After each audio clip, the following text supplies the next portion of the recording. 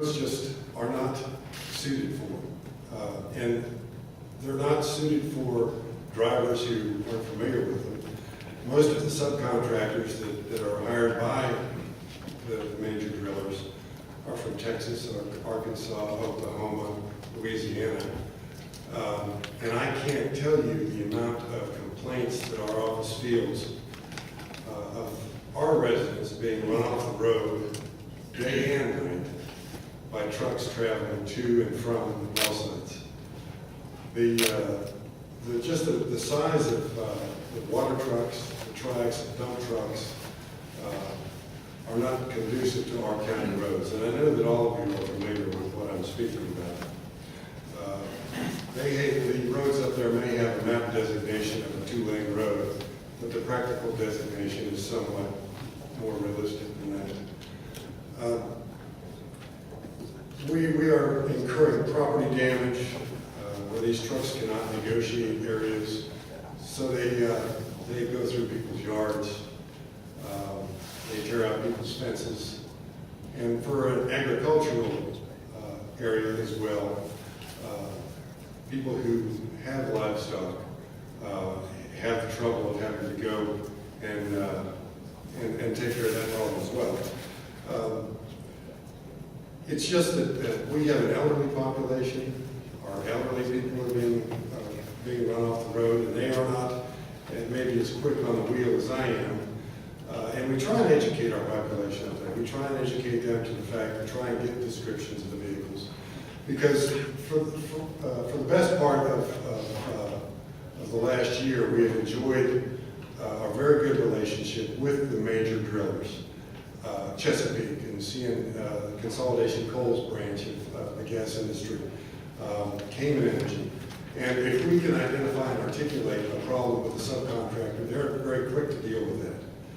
But the problem is our residents, as they're trying to keep their car from going over the hill, are having a tough time trying to identify who is running them off the road.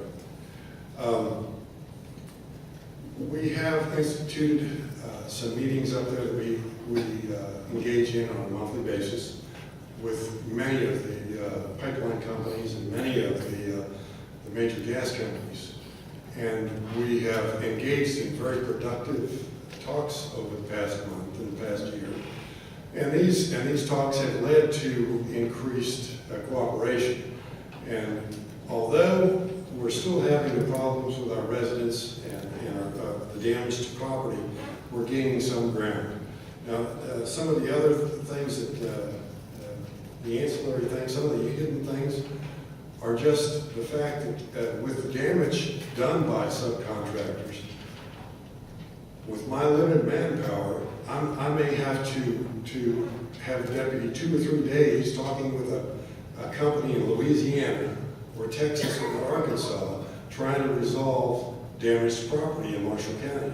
And it may take 2 or 3 days for us to finally hit on someone who will say, well, yes, we'll take care of the problem. Another ancillary problem we have is the damage to our patrol cars. As the Honorable Mr. Maddox has addressed, the roads are falling apart. I've had, and we're working with them, but as well, we want to make sure that they understand our problems in dealing with our residents. Thank you. Discuss the many opportunities associated with developing our abundant natural gas resources available here domestically. I am Tina Faraga, Vice President of Strategic Development for Spectra Energy. Spectra Energy is one of the largest natural gas interstate pipeline storage systems in the East, including West Virginia, where we have reliably operated our Texas Eastern pipeline system since 1947. At Spectra Energy, we believe natural gas represents a golden opportunity for our nation to meet its energy security, economic, and environmental goals. And today we know that domestic natural gas resources are immense, and given the versatility of natural gas as an energy source for power generation, residential and commercial use, and a feedstock for the industrial sector, as well as a transportation fuel, the market for natural gas is also growing. And as a result, we are investing in new and needed infrastructure across the continent. Since 2007, Spectra Energy has invested about $1 billion a year in expansion capital, more than 50 projects by the end of the decade, we expect that we will have over $15 billion investment totaled. In addition, we are investing approximately $700 million this year alone on maintenance and integrity work to ensure the safety and reliability of our existing facilities. At Spectra Energy, safety is non-negotiable. It is our license to operate. It is our highest commitment to our communities, our customers, and our employees. Much of our recent projects and expansions in this region have been a result of the rapidly shifting supply picture. On behalf of customers such as Chesapeake Energy and Consol, which are testifying here today. As my written testimony discusses in more detail, the level of pipeline and related infrastructure investments pursued in recent years and those that are on the horizon are not limited to Spectra Energy. Over the past decade, the interstate pipeline industry has constructed and placed into service 14,600 miles of new interstate pipeline, adding over 76 billion cubic feet per day of new gas capacity. What's operating in West Virginia. Shortly after George Washington surveyed the first gas well in West Virginia in 1771, our industry has been producing this commercial resource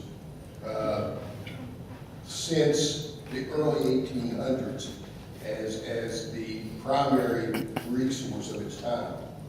As the shales developed in the Appalachian Basin, there's a need to expand infrastructure and reinvent ourselves again.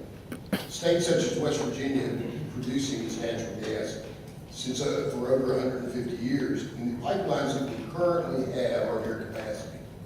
With the expansion of drilling activity, the need has increased for the development of midstream, not only to move gas to the interstate pipeline system such as Spectra, but also to move gas to processing facilities like those being developed along the Ohio River.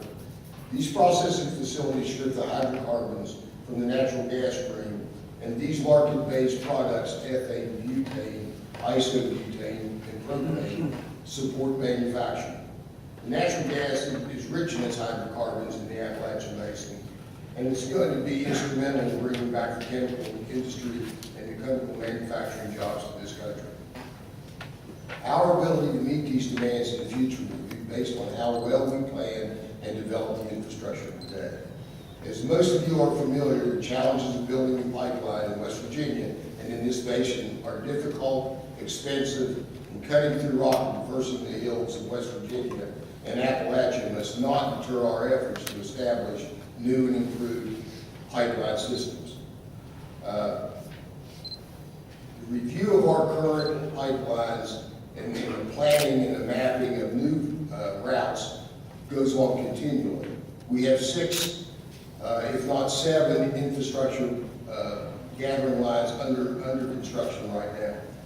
The Senate Committee on Commerce, Science, and Transportation can assist in assuring this infrastructure is completed in a reasonable time frame and support these downstream developments.